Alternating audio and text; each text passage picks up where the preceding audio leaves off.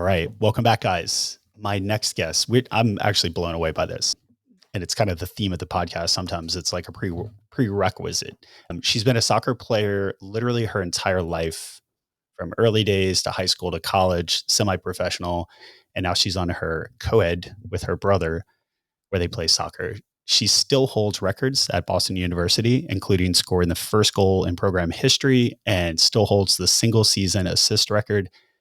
She wanted to be a sports sideline reporter, but before that, which is the best fun fact ever, she wanted to be a fly girl on Living Color. Co-founder, All Better Company, Stacy Bernstein. Good to see you. Hi, good to see you. So we were just chatting offline. We both have kids. You heard me talking to Jake about frantically getting into baseball, and we were talking about how at what point do your kids finally realize like mom's actually a legit badass at soccer? And you were sharing that moment. Yeah. I mean, I think it's funny. My oldest is almost 16, and my goal had always been to like, well, I just want to play long enough so she can see me at some point, like remember it. And here we are. She's almost 16, and I'm just going till the wheels come off, I think. Can you still beat her though? That's the most important thing. Yeah, you know what? It turns out she's not as fast as me. So, Good. but she's actually way more technical than I ever was. So, yeah, Ah, I'll give her that. don't let her know that yet. Let's hang on to that. But no, this is important, right? So we've had a lot of guests on, and a lot have been, unbeknownst to us, have been athletes, whether it was sailing or running track or playing basketball, etc. But the foundation. So I always love to dig deeper into like D1 athletes, but the foundation of sports for you, specifically soccer, what do you feel that that's played the role in kind of your journey and where you are today? Yeah, I mean, it sounds like, I guess, a little bit cliche when I say it and I hear it out loud, but I so deeply believe it that it really is at the core of who I am. From starting from a young age of just being around the fields with my whole family, all three of my family, I don't know how they did it, but all three of us, right, went on to play soccer in college. And it was just kind of like, again, in the DNA. And so what that meant growing up was a lot of hard choices, a lot of sacrifices, and then I just think ultimately, it's interesting. I've never been an individual sport kind of person. Like, I don't really love tennis or swimming or golf. Sorry, so many golfers I know, but it's always been about team for me. So I think even as now I've gone on professionally into my professional life, it's always been about collaboration and how to manage that collaboration. And then, I mean, everything from self worth to self discipline to resilience to, I mean, all of the things that you can think of that you have to face on the field is really truly, I think, built who I am today. I was telling my kids the other day when I was coaching, I'd even tell my kids, and I tell my own kids now, I truly believe like how you show up on the field for your teammates is how you show up in life. Yep. Right. Yeah, Yeah. and you're kind of setting, and I love that you coach now as well, because you're kind of setting the stage. And we talk about it a lot with our triplets, but also I coach my little guys basketball team since they were like 4 or 5. And what I love is the accountability. Yes, the way that you show up for your teammates. Yes, but as a 10, 11, 12, 13 middle schooler to high school, like these kids that are playing, it sounds like your daughter as well, that are playing like highly competitive sports, there's not a lot of situations in their work life where they're going to be in such high pressure situations at such a young age. So I tell my little guy, he's really talented in baseball, and I'm like, this is fantastic. I love that you're on this journey, but like outside of making your high school baseball team, like I think that you're going to be better suited when you go head to head against someone getting a job or getting into a certain college, or, in Yeah. a competition side of things, because it's setting you up for, it's like, God, I've been in this situation. I was in this situation when I was 10. Yeah, absolutely. I mean, I think, and right, those even from a sport perspective, like the stakes get a little bit bigger as you get older, right? Because you're like in the at that 10-year-old phase when like also the your emotions aren't yet regulated, like about the winning and the losing and the not getting past you or not getting the right spot in the lineup or whatever you want it to be. And then I think they progressively get more important, right? Like this was my daughter's first year in high school. So what did that look like for her? She wanted to play high school soccer. Her team actually this weekend is going to the California Regional Championship. And so the stakes, And even she said yesterday, I'm really nervous about showing up, because I played so well in this tournament right before. Am I going to be able to like replicate that? And so she's processing that. And I think having to figure out what tools she has to like be mentally ready and like that mental toughness piece. And I completely agree. It's setting you up for life. And I also have to roll it back because I knew you had 3 kids, but I didn't know that it was triplets. Yeah. That's my party trick. That's the It, mind blowing moment. it's yeah, that's a really good one. Yeah. And it's fun, right? And not to talk about our kids on this podcast, but it kind of goes in a line. And we're going to get to your company and your startup. And you've had multiple startups, but it's it's interesting that yes, you were a player and you went through all that adversity and you know how to lose, you know how to win in moments, but also where you sit today, where you have employees and you have investors, which we're going to go deeper into, and how you communicate and manage with those. And I think basketball, soccer, football are very fast paced. We'll put soccer up there as the fastest pace, but the way you communicate within seconds, milliseconds on what you're going to decide to do, has that also helped how you've managed people and how you brought new people on board? And then also, second question, has it also helped you decide who's not right to work for your company? Because I would imagine your level is way up here. It's interesting. And again, I kind of always do take it back to my family because I think even how I'm like raising my family is how I'm building my business, right? The values that are instilled here. And I say that because I think there's so many personalities, and I've really learned kind of the art of whether it's coaching to the personality, teaching to the personality, parenting to the personality. And I think that goes the same with the people you're working with. Everyone requires a different way of receiving communication, right? And to make sure that we're yielding maximum results from them or whatever it is that we want them to be successful at, they need to take in information a certain way. And I think that's also kind of like understanding people. And so when you talk about collaboration and making it work, it doesn't work if you don't know how to communicate or, work together, right? The same on a soccer field. Like if, I see it all the time. And even on my daughter's team, if they, and my teams, like, if you don't know how to communicate and you're not on the same page, it will never click and connect. Yep. You'll never get that end result.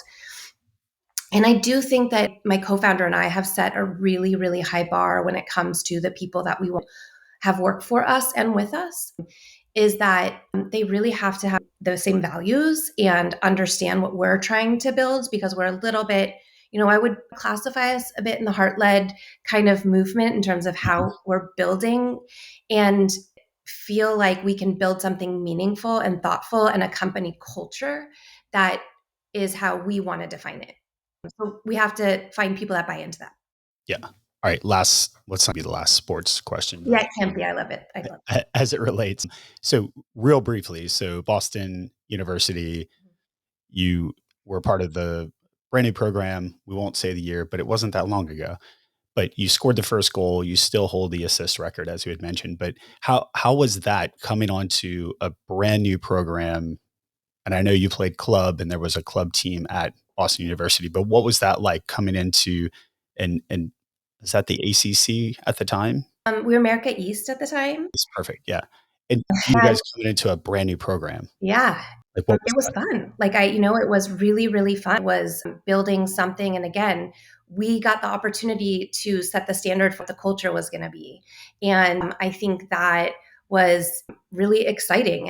And yeah, there was like a whole bunch of firsts. And then as our program started to gain some recognition in the Northeast, especially, and kids want to stay closer to home, by junior, senior year, we're getting really, really talented, younger talent than us, and having the opportunity to kind of lead. And they're definitely like a through line. I can even see it now. We have a really strong alumni community, and there is a through line of what it means to have integrity and to be part of that program for sure. Yeah, that's super fun to leave a legacy. That's just kind of has become the way. One of my good friends, his niece just signed with Kansas. And ironically, and she went early too. She actually just finished her senior year, but she's been at Kansas for the last 9 months. But ironically, based on this conversation, she was actually looking at Boston as well as one of Yeah. the universities. Yeah. So yeah. Yeah. And I think also finding like what's the right, like identifying the right place for you. Like again, way back, but like I went on recruiting trips and I had the great fortune and privilege of having some options. And it was like, who did I want to be both athletically and who did I want to be after, right? And because for us, there was just no opportunity. This, and really still, it's not like a ton of women have an opportunity to go on and actually make Yep. money. And so really making some hard decisions. And actually for me, and I tell my daughter too, I wanted to know I was going to play. Like Mhm. honestly, like I wasn't really interested in going somewhere where I wasn't going to get the experience and that desire. And I think that's also something, it's just an outlook on anything, right? How you pick your first job and how you pick like, you know, after that and after that. So yeah, it was fun to be a part of that for sure. Were you a Cali girl then in high school? Yeah, I grew up in, What in yeah, God's name would you want to move to Boston for? I know people always, that was like the number one question, right? And it was such a, truly kind of was culture shock in certain ways. But I think I knew I was always meant to come back here to Los Angeles. And so why not? I had the opportunity. Thank God for that to be taken care of. So why not go and experience something? And I was going to come back always. Yeah, and freeze. It seems like a great decision. All right, let's jump into your journey. And I love this as well because a lot of athletes end up working in sports for a bit. I actually work Major League Baseball, minor league baseball. But for you, your first job was at the NHL in the fan development department. Yeah. How did you land that role? And then tell me about how that shaped you into the interest of brand marketing. Yeah. I mean, I think you do have to roll it back a little bit in that I knew nothing about hockey when I went to Boston, right? Like, again, I say it all the time. Like, the only thing I knew was that Wayne Gretzky was married to a model, like, and like actress. That was it. Like, really. And then you get to Boston, and that's like, it's everything.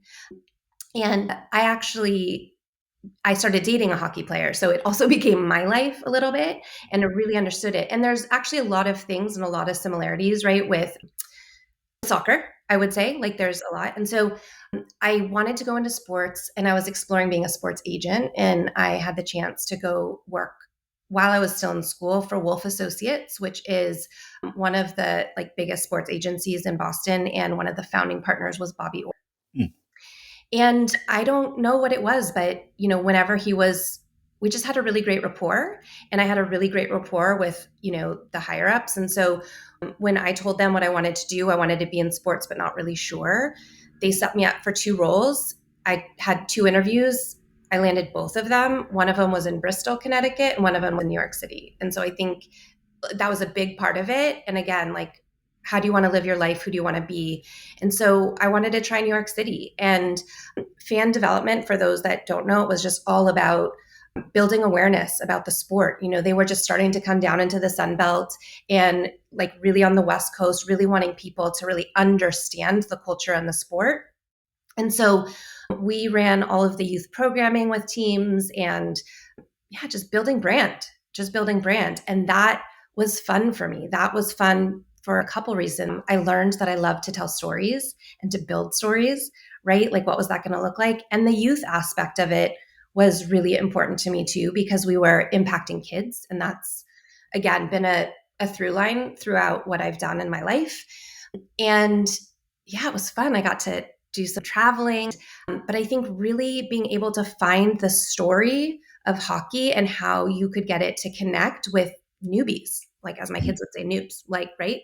So I think that's what I fell in love with. Yeah, and speaking of the Panthers winning 2 years in a row and being a Yeah. Florida-based hockey program, like, Yeah. who would like, back in the day when you worked there, like, 0 chance would you ever think anything other than Canadian or Detroit or Boston or New York would ever No, think about winning outside of Gretzky. no. Crazy, crazy, so crazy. I love your Gretzky fun fact, that's hilarious. Okay, so next you move on to you created a company, so complete shift. So you move over to a company, Crafting Community. Tell us a little bit more about that, and then why the jump out of sports and into a whole different world. Yeah, I mean, I think sometimes you find out like what your passion is isn't always meant to be the thing you should do forever. And I actually think as I become more successful, there's ways for me to impact and go back to impacting sport. But the way that I was in it just wasn't it didn't feel great. Like I just, but I knew again, like the storytelling side of things I really, really loved.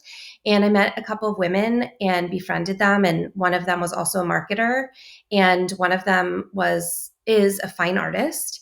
And we all loved sport and we all loved culture and recreation. And so we decided, wait, is there a world in which we can marry these things and engage families? So the whole concept of crafting community was to bring families together through art and recreation. And our bespoke event that we did was kind of like a brand showcase. So in a nutshell, we would take over this property out in Palm Springs, like a hotel, and we'd bring like, I don't know, like 150 families out there, and we'd take over the whole weekend and we'd build these experiences. So around brands, it was kind of like family camp for a weekend.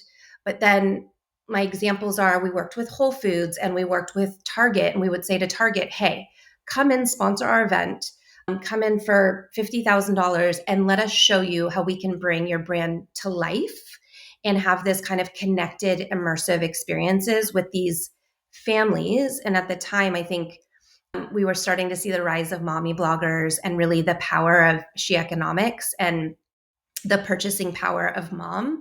And I think that was a time when brands were really trying to figure out how to speak to them. And so we said, if you can build brand loyalty through experience, I mean, you'll have brand ambassadors forever, right? And Oh, like for until sure. you do them wrong. Yeah. My daughter's loves art and was begging this morning. She's like, it's summertime here, obviously. Yeah. Like, Dad, can we go to Hobby Lobby? Like her whole world, arts and crafts, is like built around Hobby Lobby. So she's like, can be a Hobby And I think what was beautiful about it, so the two worlds, right, how they collide. And I think now you see a lot with brands, whether it's streetwear, whether it's, you know, obvious, I think art and sport and street culture like have really collided. And through my partner, really understand, I didn't grow up with a lot of art around me, and I wish I had, because I think the way and the lens that you can look through things creatively is so important. And she kind of taught us that like art wasn't just all about like pencils and like pipe cleaners. And so what was beautiful about our experience is that it wasn't just about like putting your kid down to like build a diorama.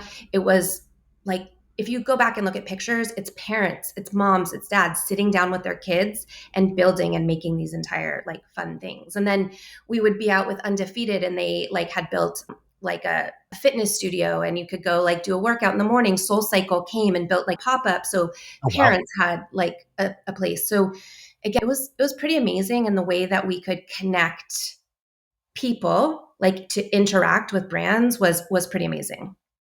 So you've always had that entrepreneurial spirit and Yeah. you've always seen like, okay, what if they had something like this? And then seems like you kind of sprint towards it. Yeah. So I love partnership.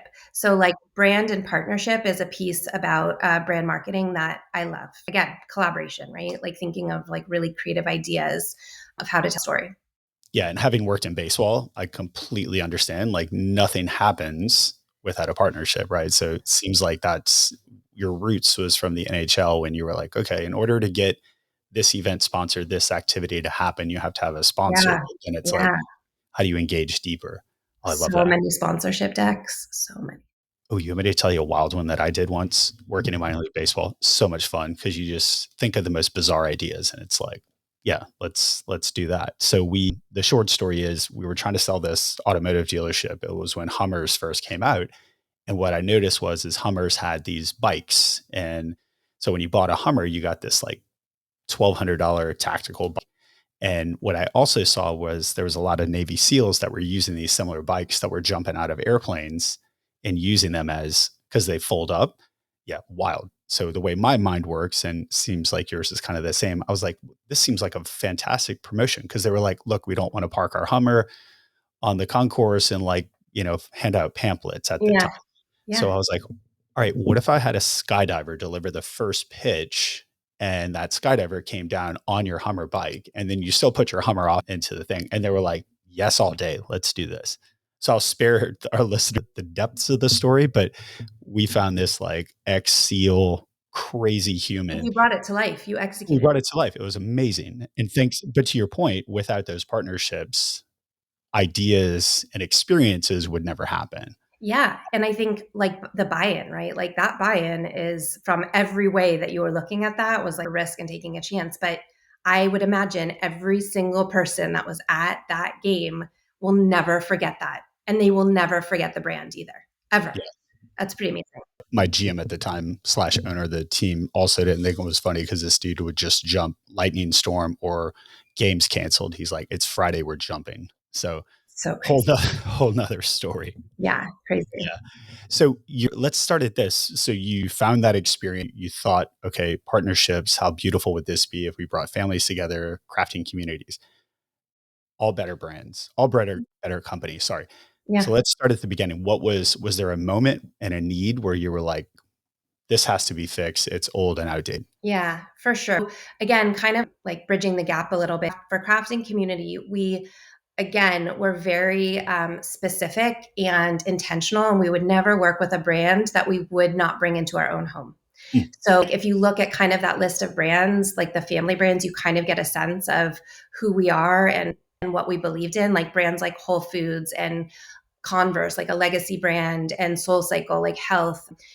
So that was really, really important to us because there's so much noise, right? And so ultimately we decided to close that down after about 7 or 8 years because scaling that is incredibly difficult, and we had scaled it to the place that we felt it could go. And soon after that, I was consulting, and then COVID hit. And so I was really kind of like in this space of, wow, like what's when we come out of this, because I was homeschooling 3 kids, Oof. what is that going to look like? And always always wanted to build a brand and like a physical product. I just never knew what it was going to be. Like, my brother and I, like all day long, ideas back and forth, back and forth. And so I had a good friend at my school, my kids' school, and we would spend a ton of time back when we were in person, kind of thought partnering. And it's kind of absurd. We talk about like business, and then the other thing we talk about, and this is the backstory, is mosquitoes. Now, you're in the South, like you get it.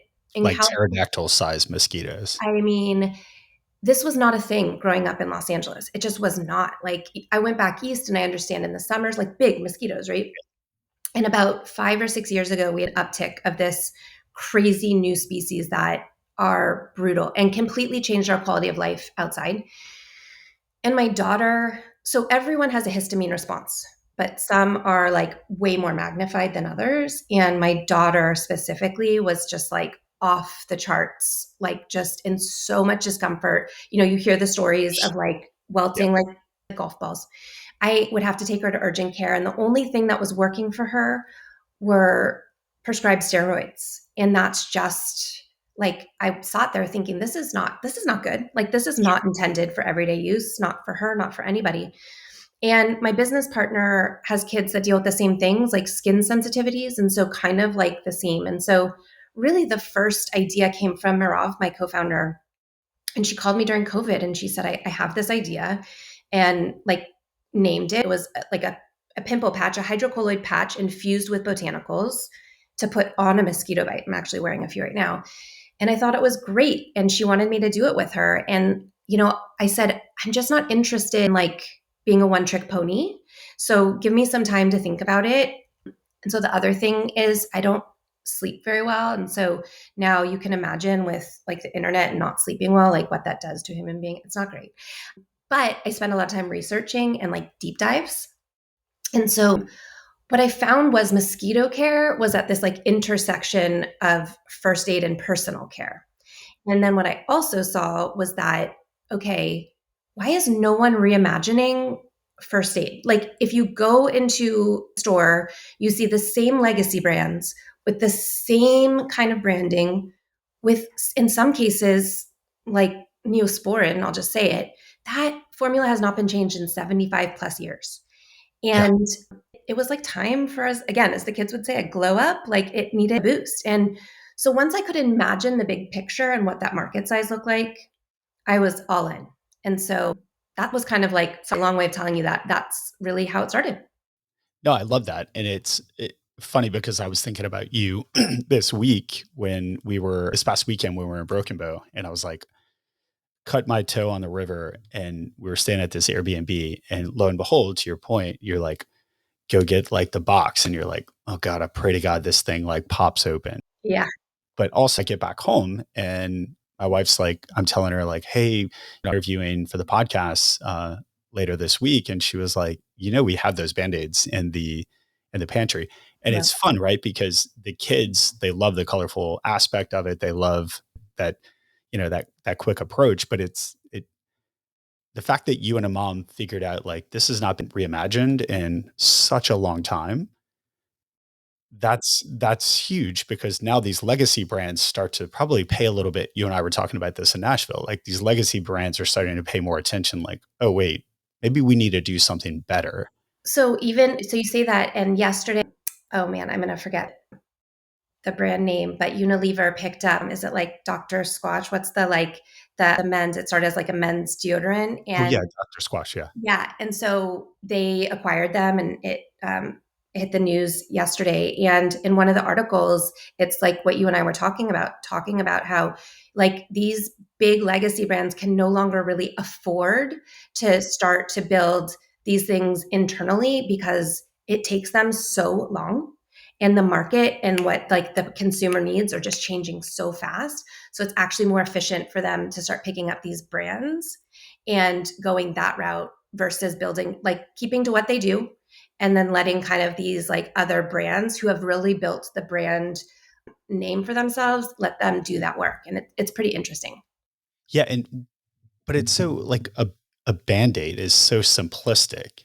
And you would think like, not to call out the companies, but you would think they would be like, they would have a team that's constantly evolving, but it seems like there's like the same person that's worked. It's probably not the case, but it seems like based on the product, it's the same person that's worked there for the last 45 years. And they're like, yep, we're good. Well, because it's worked, right? Like if you Yeah. think about even probably in your own home or think back if it's not there yet, but like how many expired packets of Neosporin did you used to have like in your drawer? So Yeah. many.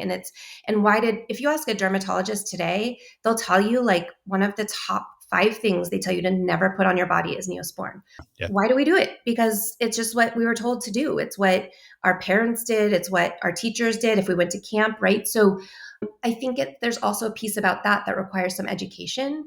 And, that was a big piece for our bandages is that, ours, the ones that you have at home are fully biodegradable and compostable, right? So like you can throw them out in your garden and they'll be gone in 2 to 3 weeks. Mhm. And they have no forever chemicals in them, which a study came out about a year ago that said almost 85 to 90% of the bandages and band-aids that were on the market had forever chemical in them. Oh, We're wow. putting them on our bodies and letting like them truly like go into our skin and penetrate that. Yeah, and so it seemed so obvious to us, but it clearly hasn't seemed obvious to the big guys yet. I think it's getting there, and you've had brands that have like reimagined branding, but we are innovating, I think, with the actual formulations and products. Yeah. The product side of things. And you talk about that, the skin first approach, that practice. So what is that like? It's one thing to start up the company where it's like on the experiential side, the previous company, and you're like, bring a brand together, bring activities and art together. That's a thing. But I don't think you're a biologist or chemist, but how does that, I'm always Yeah. fascinated about that. Yeah, How do you come up with that? so it is a question we get asked all the time. Like when we show people our suite of products and they're like, no, I truly actually mean, how did you make it? Like, Mhm. did you come up with the formulas? And I would say a couple things. I believe, women, moms, like we just kind of solve problems, right? It's just what we do. So we needed to figure it out. We asked for so many introductions, people that were already making things, people, and ultimately we landed on someone directing us to a beauty formulator. Mm. And we were just able to talk with them, give them some ideas of what we wanted. And we kind of found this nice partnership and collaboration that worked. We give them our specs, we give them our no-nos, like, right? Like in our first ever formula we needed to make, which is our hydrocortisone alternative. Before we even put the things we wanted in it, it was the things we knew we couldn't have, right? We stay Smart. away from allergens, we stay away from chemicals, preservatives, all of these things. And then we went to the healing properties. And that's right, it's a skin first approach, like really thinking about skin health when we think about these everyday products and realizing like our skin is our largest organ. Right. Like why it's time we like start taking better care of it.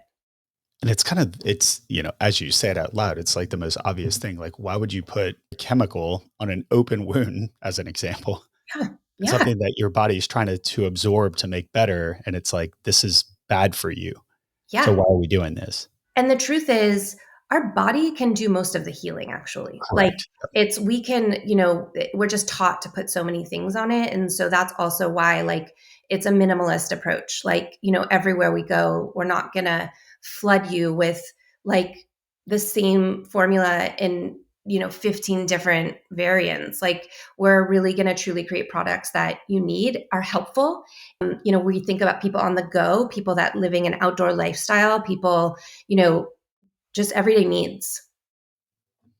Yeah, and if not to beat up on DEET, but that's the wildest thing in the world is when you and having grown up in near the woods and whatnot is, your mom would spray you with DEET before you went into the woods and you were like, man, Think my of whole the body feels like I'm like it getting like you inhaling it and like it just right. like staying with you. And listen, here's the other thing we always say too, like we think like Western medicines, we think like some of like the things that we need, there's a time and a place. Like if Yep. you're going to like the deep, deep woods where like there are way more serious like things that are out there, right? Like no one wants Lyme's disease. No one wants, there is a time and a place and everything in moderation. We just think if there's a better alternative to try, let's go with that one first. Yep. So you and I were talking about this in Nashville as well, which I enjoyed our moment of snacks. We're in this like movement right now, it seems like, where people are starting to become very aware and conscious of what we put into our bodies.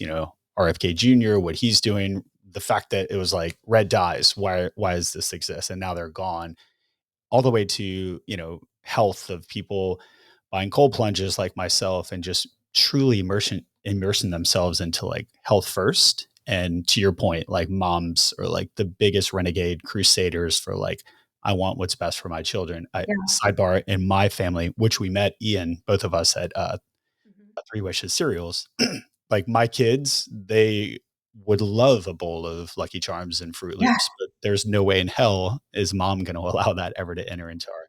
Yeah. So you guys both being co-founders, being moms, how have you heard through the community, your small community, but also as the brand continues to grow, the feedback that you're getting, the positive stories, the, hey, why don't you do X? What Yeah. is that experience like? Yeah, I mean, I think one of the reasons that people also really take to us is because we make it super simple, right?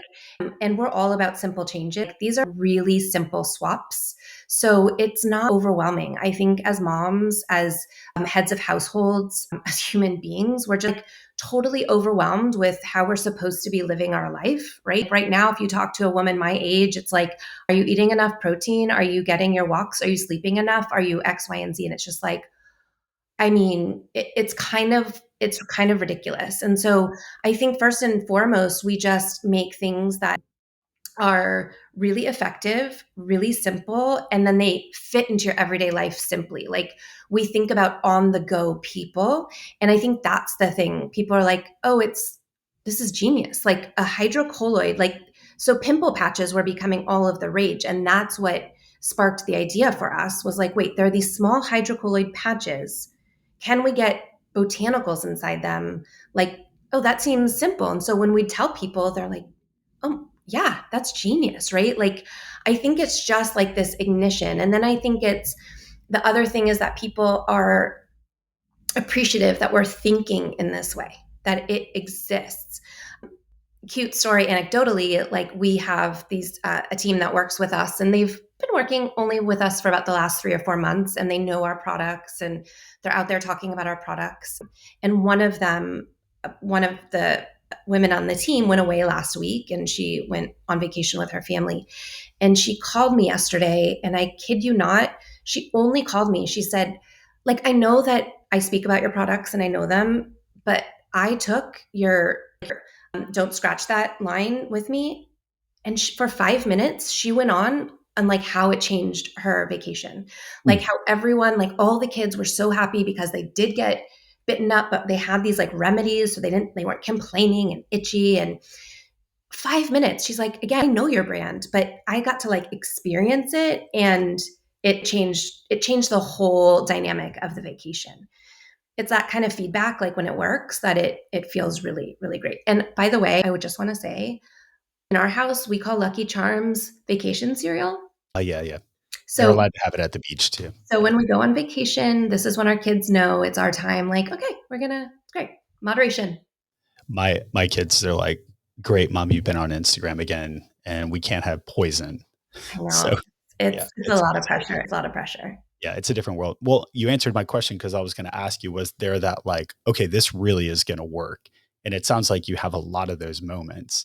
So your network, right? So we've talked about the network of people that consume the products, the moms that are around, and the fathers, which by the way, I'm a huge fan of the scratch pen. Like, don't scratch that, because we used to use, we won't call the other Yeah. company Benadryl, but we used to use that pen and it would didn't feel good. Yeah. And so having the accessibility of those quick little fixes, because again, what I love and exploring the product and realizing that it's actually in our medicine cabinet is these are really just like simplistic on the things that you need. So it keeps that mindset in mind. And side note, we don't ever have Neosporin in our house for some reason because we have 4 kids and everyone has scratches every day. So it's that poison's not even in the home. I'm like, just Yeah. put a band-aid over it. It'll self heal itself and you'll be good. Yeah, yeah. I will also shout out for our everything spray because it's hypochlorous acid that works as it like can clean a wound, and it can help soothe and ignite the healing process. No sting, anything. So that's something that we have out there as well. And there's definitely something in the works for a better alternative to that ointment we've been Oh, I speaking. love that. Well, so walk through the products a bit because we didn't have that opportunity, but you have better threads, beat the bugs, better skin, better Yeah, first aid. So yeah. walk through each one. Sure. We started with our Beat the Bugs line, which was, again, we kind of had a pain point, wanted to make sure there was a big picture, and then we launched with our pain point. So we launched with our Don't Scratch That Pen, which you talked about, which is our anti-itch, anti-inflammatory cream, which can be used the same way you'd use any light steroid cream, right? So it's not just bug bites. It's for weird, like if you have psoriasis or any kind of weird itch or rash, the same way you'd use hydrocortisone, like diaper rash that's not open, you could use that. And then we have our patches. So that's kind of like our kit there. And we have our So Long Suckers spray, which is our spray serum answer to a repellent. We got more of a deterrent. It's kind of for like the porch hangs and the picnics, like you said, not the deep woods. Mhm.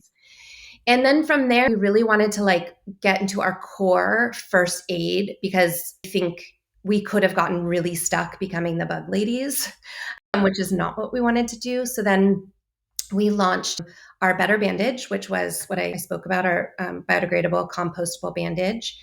We have our Everything spray, also mentioned that's like a multi-purpose first aid spray. And then we have a lip balm, which is amazing. It has SPF in it.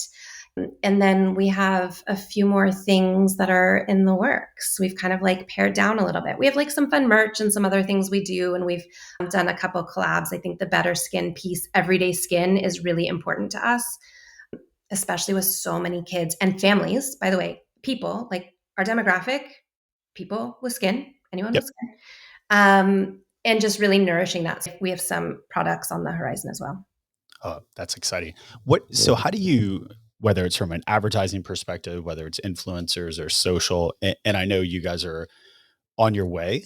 And so I'm going to ask you that question as well. Like if money wasn't an issue, but today, how do you reach and talk to the consumers about your product? And again, Yeah. being a challenger brand to some of the larger, like, yeah, you just automatically buy that. You're going on vacation, you buy these 3 items, but how do you talk to that consumer? And maybe it's shelf space as well. Yeah, I mean, I think first of all, you mentioned kind of like gaining insights, and we really spent the first like 9 to 12 months, even though we're at market, it was really more like understanding our consumer. Did we have brand market fit? Getting these anecdotal like pieces of feedback, which overwhelmingly were positive. So we knew we were headed in the right direction.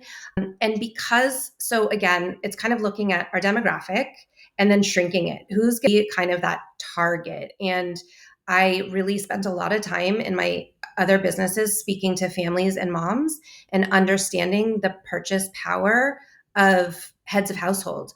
I mean, specifically women, like I think it's like 15 trillion in like the economy of what we're spending. And we kind of think as mom as like the first real influencer, right? Like we are gatekeepers to our networks and communities. And I'm sure it sounds like your wife too, but she's influenced you in certain ways, right? So then you go out and you're on the golf course or hit it like in the bat, whatever it is. And now you're starting to use the product and now you're starting to tell your friends about it. So we really think about that person, head of household. And so that's where we started. And the truth is, something like our brand, we have to build before we get on the shelves in a meaningful way. We have to have brand equity, right? So it's primarily, we're bootstrapped. So it's been primarily organic and moms and influencers, but like you said, dads too. Like I think, I don't know I like don't watch reality shows, but the guy from The Bachelor, Colton, he was, come on, Faith, do you know? Colton Underwood? Colton. Yeah, Colton Underwood. Okay. So he, I watch in the background, by the way. yeah, None of this stuff. he posted and he has like, we were able to get him some product and he posted and I like, my phone was like blowing up. Like people were like, he's a huge deal. And he's a new dad. So he really appreciates what we're bringing to the table and he shared it. Oh, that's huge. So you really, and it's funny you say that, right? Because my wife, if one mom says something, she's like, "We got to go get this." Like literally, we were overseas, and another mom and her were talking about like sports and staying hydrated. She's like, "What do you use?" And she's like, "Oh, I use this type of gummy here. It's it has the right ingredients, it hydrates, and you don't have to worry about all the bad chemicals." And within seconds, she's literally like ordering it on Amazon. She's like, "This one?" It's like, boom. So Trust. that power of brand is Yeah. massive, and trust. It's trust. Yeah. Yeah. It's So trust. talk, yeah. So touch on that a bit. So how do you build trust? And I would argue that the trust, again, going back to this world we live in now, like everything's like also my kids, it's so funny. This conversation is about our children. Also, my children aren't allowed to have like legit, they call it syrup for their pancakes. They have to get like the organic stuff. But how do you build that trust in a challenger brand, a startup brand, which I would argue is probably easier, especially with these moms that are out there like Yeah. looking for the best product. Yeah. How do you build? I think transparency, we talk about like we're not perfect.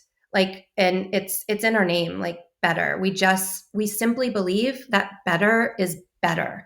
Like it's progress over perfection. And we're really, really open about that, right? So like a perfect example is our pen that we have.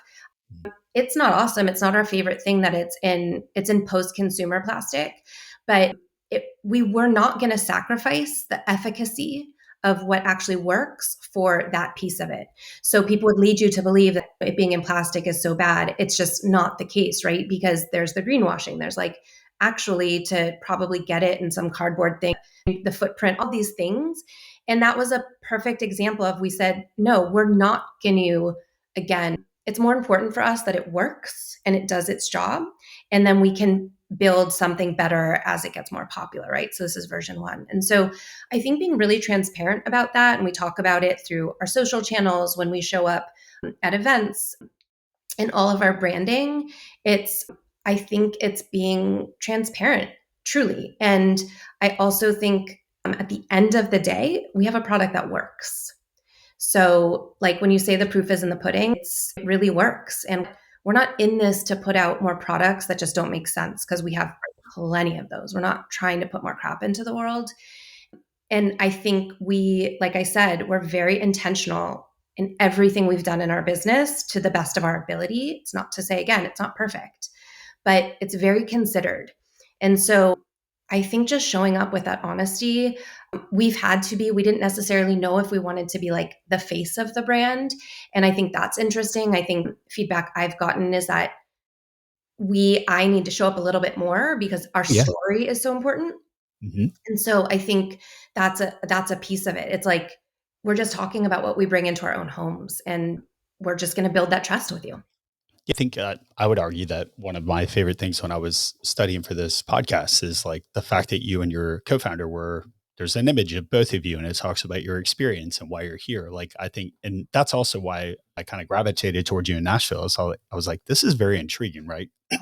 And that's kind of my next question is, you've experienced this being a mom. You've also experienced as a human playing soccer. One of the worst things in the world about my boys playing soccer is you have to sit out at the soccer field and mosquitoes are an absolute terror here in the South. But having those products that you believe in, like it's almost like wildfire. You can kind of see like a mom's like, wait, what are you using? And Oh, you can see the other mom like throwing like the deep Benadryl spray like off into the trash can. 100%. I mean, Yeah. my nephew's a travel baseball player, and my sister just like takes it out once. They were like, whether they're in Cooperstown or they were just in Mhm. Omaha, like there's needs for it, like something that we have at all times. And those are our ambassadors. Like people just see it. And like you gave the perfect anecdote. Like about your wife, like that is how, and we have so much access to that quickly. It's like you don't have to wait to see it. She could just go on boom, have it at home when you got there and like try it and make an informed decision about it. But that's really it. I mean, like you said, you didn't even know like our product, that like the satisfaction to hear that, someone in Baton Rouge or, like we're starting to make impact and people are recognizing our brand. It's humbling, and it's like, oh, we're headed there. It's, we're not, I think there's like this instant gratification thing that lives within, especially, and it's hit like, with the unicorn brands and things, but we're like slow and steady and we're very comfortable with where we're at. Yeah. And it's smart because you're staying authentic through the whole Yeah. process.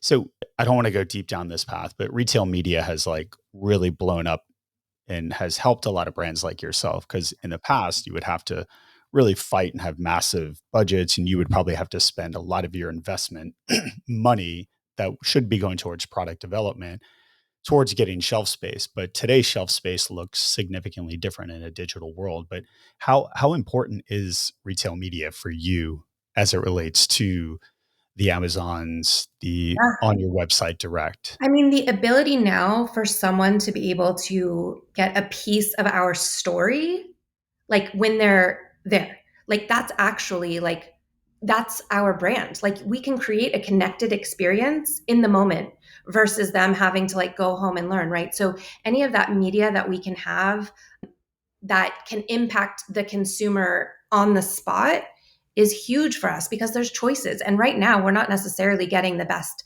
shelf space, right? And so it's more important than ever. Piece about like we want to get on shelves. We will really scaling at retail and e-commerce. Those are our channels. And we also like, okay, it's one thing if you get on the shelf, but like we need to drive consumers there and we need to connect with a consumer that's again on the spot. I think that's the biggest piece is that we have a story and we have a brand story, and that is something that people connect with. So being able to connect with consumer in real time is the kind of work that we need to do because that's the sphere of influence that we need, right? Yeah, I agree.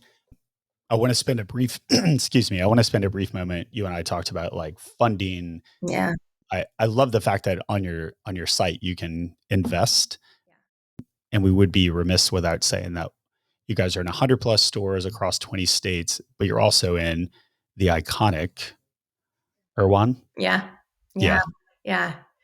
That's a big win for us. It that's is. huge. That's massive. Yeah. And it's I'd note one of the most visited grocery stores, not from a buying perspective. They probably do just fine, but also home of the $21 strawberry. yeah, that's right. Yeah, I think it's so fascinating because they only have 9 stores right now. They're looking to like build, but I think they've become kind of the arbiter of things better. I mean, they've certainly become the arbiter of things more expensive, but that's the other piece for us. Our price point is accessible, but Air One for sure has like kind of set the standard. So it, truly, we've done really well there. Like in our category, like now in the high season, we remain number one. That said, the marketing clout that it has for us is huge. Like I just can't even quantify that because I like, you're again out in Baton Rouge or you can talk to someone in Florida and like they have all heard of Erewhon.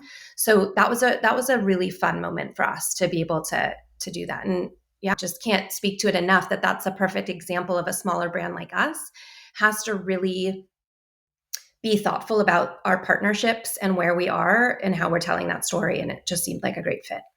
Yeah, and I know I keep saying this, but like the word authenticity, but also just today's world, like it has to be true and real, but people want to go towards not only better products, but also stories. Yeah. So that's, I also would tell you as well, like what your investors and folks are telling you, like, yes, you need to be the face, you need to be out there telling the story because people want to hear, like, why should I use this product? Is this person just like some scientist, chemist that is like came up with this formula and like built this product to make a bunch of money? It's like, no, you guys truly want to make an impact in the world. Yeah. But touch on I know we're getting right at time here, but touch on challenges with funding. You and I discussed this being two women co-founded, going to big banks, the challenges that face the Yeah. funding side, and maybe some win and how you do win that. Yeah, it's challenging. I'm not gonna lie. Like the time that we've launched is, there's never a good time, right? There's never a good time to have a baby. There's never a good time to launch a business. But I think especially in consumer, it's really tricky because like there's this little bit more of a long play, and we found that like tech is or femtech is like a real like these places are really where a lot of investors want to go right now. And given that we're already starting from behind, right? It's like less now than 2% of venture capital is distributed to women or women-led companies when like overwhelmingly we show that you have return faster, like bigger return. I mean, there's so many things that you could claim why people should be investing more in female-led businesses. And so I think it's tricky. Like we're in a really interesting spot right now because what we probably need is still like angel or like early venture, but we're at market. So it makes like our kind of what we need, our benchmarks need to like, they need to be different. People are looking at us in a different way. And so I just think the risks associated both with CPG and female led is really, really tricky for that money, especially right now in the economy. So that's been hard, but a lot of learning. Like we're learning so much and we're relationship building. So Mhm. we actually haven't had a conversation with venture or a bigger kind of fund that hasn't ended with like it might be a no, but it hasn't ended with like we are really truly mean. Keep us in the loop so that when you hit your next big milestone, we'd like to have the opportunity to speak to you then. Yeah, that's huge. Yeah, so you continue to tell this story, and the product speaks for itself. Scenario is huge. Yeah. And yeah, we've had to get creative. So you kind of mentioned like this new Reg C that we're able to do, a We Funder, which is totally, it's become a very important vehicle for lots of businesses. And it's community led. And I think what's so beautiful about that is we're giving so many more people opportunity to invest in what we're doing and help us grow. And can you imagine that story if we hit our mark, which is like, oh no, they put their brand on the backs of their community and got it to where it is. It's pretty Right. incredible. Yeah, which ultimately at the end of the day, like investors, whether angel or big banks, that's what they're looking for. They're Yeah, looking for, does the product, is it sustainable? Do people want this product out there? And what better story than, hey, we raised X number of $1 million from the people who consume and use our that's products. right. Yeah. This is my favorite last couple of minutes here, and we could probably spend the entire podcast talking about this, but I'm always blown away, maybe because my wife has been an entrepreneur her whole life as well, owning boutiques, started a sleep company, and doing all these amazing things.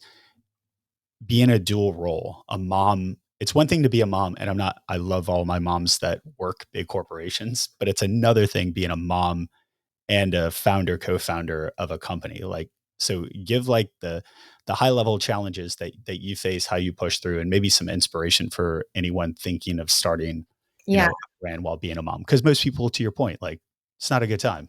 I have a Yeah. family to raise. Yeah. It's really, yeah, it's not for the faint of heart, for sure.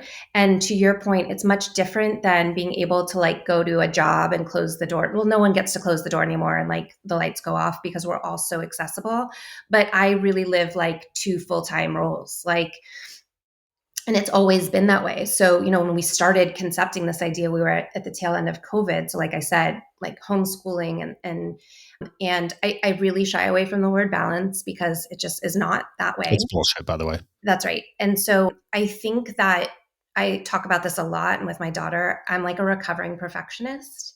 Mm. I've had to be okay with things being like just okay and be a little bit more like show myself some more grace, right? Like my house is not always going to be as clean as I want it to be.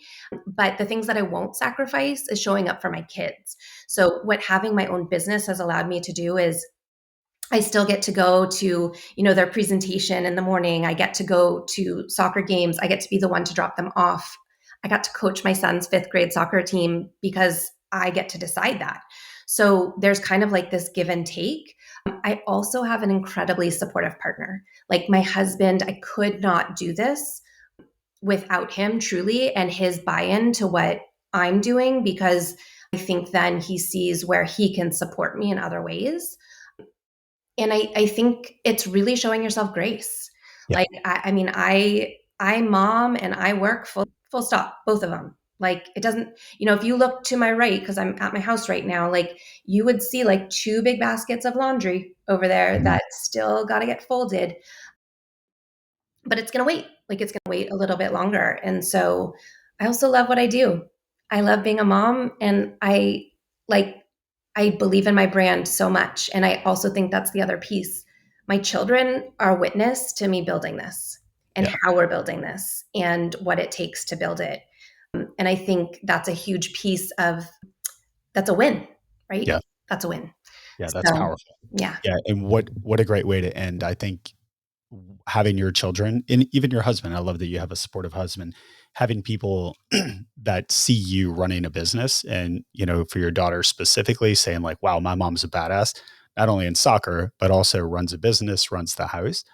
But also what I love about you is the passion and the legacy that you're leaving. So the hope is, in my eyes, is that just as my grandmother and great grandmother had that certain brand that the tube of poison that you would keep in the prescription cabinet and the certain type of Band-Aid, that maybe now the legacy is switched and changed and maybe it becomes your brand becomes the brand Yeah. that moves on through the legacy. So, That's the um, hope. Becoming a household name. Yeah. All better come yeah, from us. I love it. Well, listen, it was such a pleasure meeting you with Nashville and this conversation. I think we could talk for a long time, but I'm very proud of you, the Thank brief you. moment that we've known each other, but this is super inspiring. And I think people, whether they're on the advertising side, seeing how people show up, how being a part of brand, being a part of an experience can really kind of blow up, while also being present and being that mom and being that inspiration. So I'm grateful for our friendship and this Thank time that we've you. had today. Same. Back at you. Thank you. All right. Take care, my friend. Okay.